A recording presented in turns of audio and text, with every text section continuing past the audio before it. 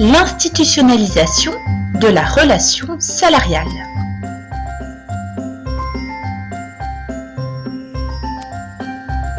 Contrairement à ce que préconise l'analyse néoclassique, la fixation du salaire ne dépend pas uniquement de la loi de l'offre et de la demande. L'État et les partenaires sociaux jouent aussi un rôle important.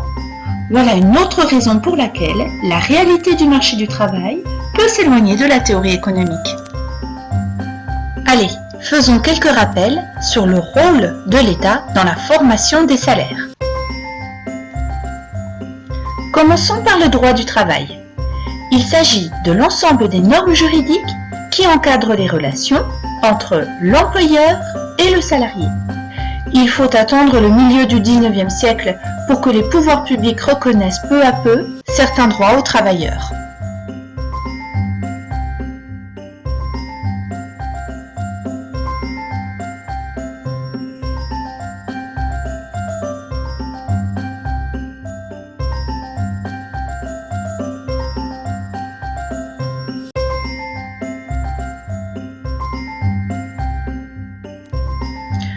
Poursuivons avec la mise en place du salaire minimum interprofessionnel de croissance, le SMIC. Adopté en 1950 en France, le niveau du salaire minimum est fixé par l'État afin d'assurer à tous les salariés un niveau de vie décent.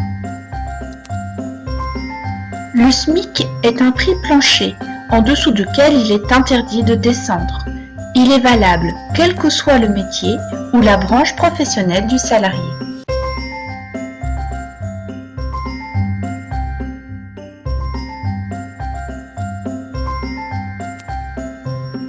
« 23 pays de l'Union européenne, sur 28, ont adopté un salaire minimum. Celui-ci varie de 158 € par mois en Bulgarie à 1814 € par mois au Luxembourg. Il est donc 12 fois plus élevé au Luxembourg. La France, quant à elle, se situe à la 5e position. L'État a aussi institué le contrat de travail.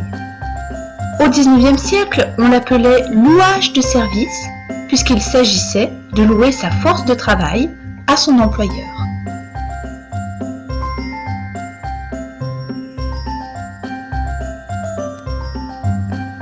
Le contrat de travail, c'est donc un document écrit, signé par l'employeur et le salarié, précisant le travail à fournir en échange d'une rémunération. Il précise aussi les conditions de travail. En bref, il protège le salarié et son employeur. Poursuivons maintenant avec le rôle des partenaires sociaux dans la formation des salaires. On parle de partenaires sociaux même s'ils sont souvent en désaccord. Il y a les syndicats de salariés et les syndicats de patrons.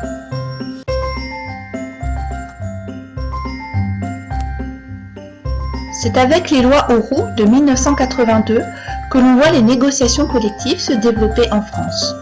L'État réunit les partenaires sociaux pour s'accorder sur les conditions de travail dans les secteurs d'activité, tels que le temps de travail, le montant du salaire ou encore le versement de primes.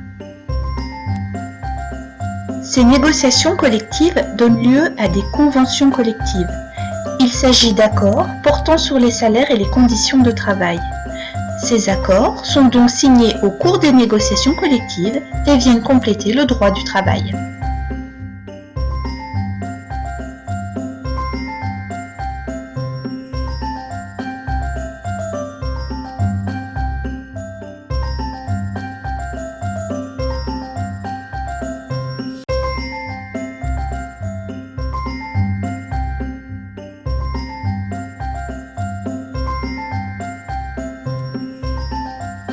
Certaines professions possèdent leurs propres conventions.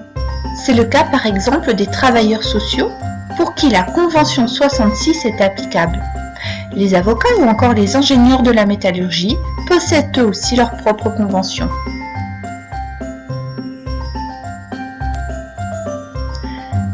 Et voilà, c'est fini! Bravo pour votre patience et à bientôt!